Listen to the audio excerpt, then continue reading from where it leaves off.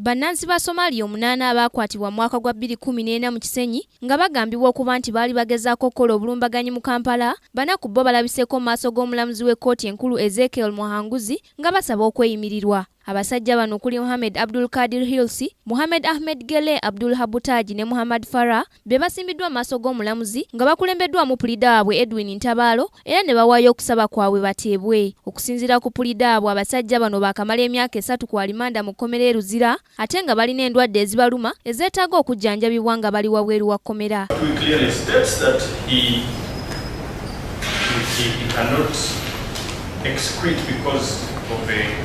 Following annual error. Those facts are clearly in the medical report by Dr. Kakoraki Alex, medical officer at Macshonville. My Lord, whereas court has fixed this matter for pre-trial, even the pre-trial matter has also been delayed. We are here on Monday, and this is from the perpetrator, so the prosecution was still not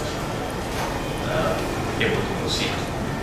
As for long adjournment up to December 15 to bring new evidence, clearly we're seeing the applicants entering another year custody and not released.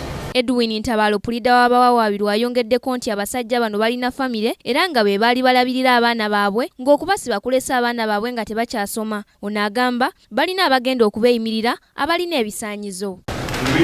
Both applicants state that they are breadwinners of their family.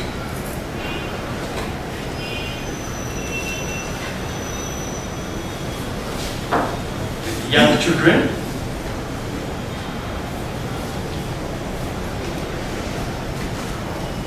Some of whom are in need of medical care.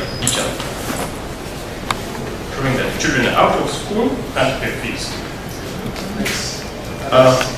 An extra 10. Wabula oludda oluwaabi nga lukulembeddwamu omuwaabi wa gavumenti Rachel Bikoli ategeezezza nti abawawaabirwa si balwadde wabula basala kakodyo ka kuva mu kkomera kubanga tewali biwandiiko biraga nti balwadde nnyo.